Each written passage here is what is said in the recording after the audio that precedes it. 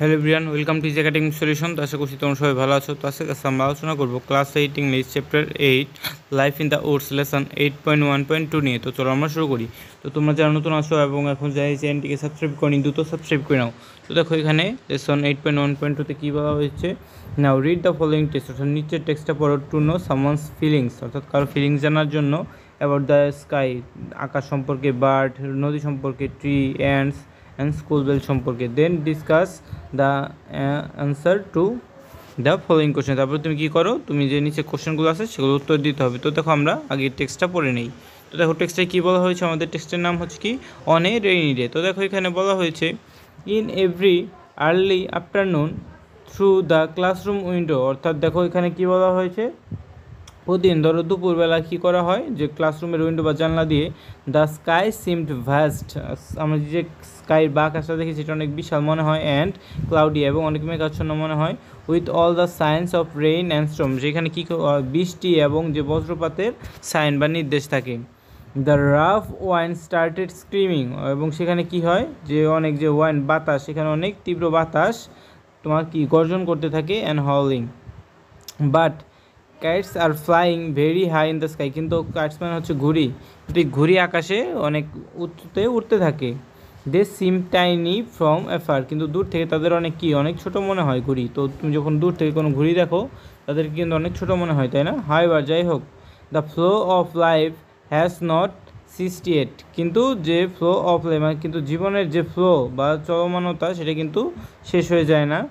The ant colony gets busy with their works, কিন্তু যে পিঁপড়ের যে কলোনি বা দলটা আছে তারা তাদের নিজেদের কাজে লেগে যায়। As the rain drops May destroy there families, কারণ বৃষ্টি তাদের কি যে বাসা এবং তাদের পরিবারকে শেষ করে দিতে পারে বা ধ্বংস করে দিতে পারে। লার্ভাস তাদের লার্ভাকে শেষ করতে পারে, বা এক্স ডিম এবং তাদের হোমকেও নষ্ট করে দিতে পারে বৃষ্টির ফোঁটা। Ants family seems like a deep rooted tree, এবং সেখানে কী বলা হয়, যে অ্যান্ডসের যে পরিবারকে তখন কি মনে হয়, ডিপ রুটেড ট্রি মানে অনেক বদ্ধ মূলাবদ্ধ একটা কি, যার মূল অনেক বড়, সেখানে অনেক ডিপ রুটেড গাছের মতো মনে হয় তাদেরকে। জাস্ট দেন, শুধু তখন, the nearby river appeared, যে আশেপাশে যে নদীটা থাকে, ওভারফ্লোয়িং উইথ হেভি রেন, সেইখানে কী হয়, সেই নদীগুলো অতিরিক্ত বৃষ্টির পরে ওভারফ্লো হতে থাকে। অল অন এ সাডেন, কিন্তু সেখানে তখন কি হয়, the school bells announces an early school break, সেখানে স্কুল বেলটাকে কী করে, আমাদের কিসের জাগান দেয়, আমাদের একটা ব্রেক যে দেয়, সেই ব্রেকের জাগান দেয়। I took my bag and rushed home, আমি আমার ব্যাগ নেই এবং আমার বাড়ির উদ্দেশ্যে রওনা হয়ে যাই।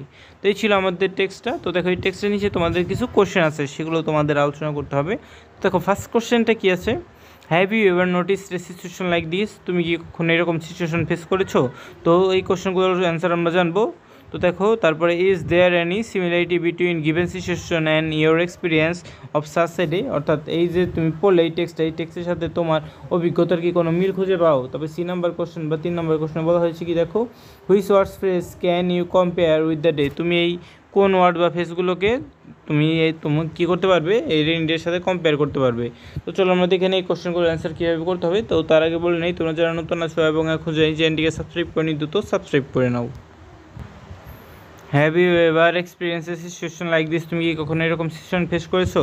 এই কোশ্চেনটা অ্যান্সার কীভাবে দিতে হবে, yes I have experience a situation like this, আমি এরকম সিচুয়েশন ফেস করেছি in the last rainy season, কিন্তু গত রেইনি সিজনে। Is there any similarity between the given situation and your experience such day, তুমি কি কখনো এরকম যে সিচুয়েশনের সাথে কোনো মিল খুঁজে পেয়েছো? এই কোশ্চেনটা অ্যান্সার কীভাবে করতে হবে, ইয়েস হ্যাঁ, my experience of such a day, আমার এক্সপিরিয়েন্স এই দিনগুলো নিয়ে, ইজ অলমোস্ট সেম, প্রায় same, with the given situation, এই গিভেন সিচুয়েশনের সাথে। The slight difference is that, কিন্তু শুধু পার্থক্যটা হলো, অন দ্যাট ডে, সেই দিনে, when the school bells announce, যখন স্কুল বেলটা আমরা শুনতে পাই, অ্যান আর্লি স্কুল ব্রেক, একটা স্কুল ব্রেক হিসেবে, I did not immediately rush home, আমি কী করি, আমি তাড়াতাড়ি ফিরে আসি না। I had to wait for at least half an hour, আমার কি আধা ঘন্টার মতো অপেক্ষা করতে হয়। ইট ওয়াজ বিকজ, এর কারণ হলো, I had already been suffering from fever for a couple of days, কারণ আমি জ্বরে ভুগছি কয়েকদিন ধরে। And did not dare move in that heavy rain, কিন্তু এই জন্য আমি বৃষ্টিতে ভেজার সাহস পাই না। Which words and phrase you can compare with the day, তুমি কোন ওয়ার্ডস এবং ফ্রেজগুলোকে এই দিনের সাথে কম্পেয়ার করতে পারো?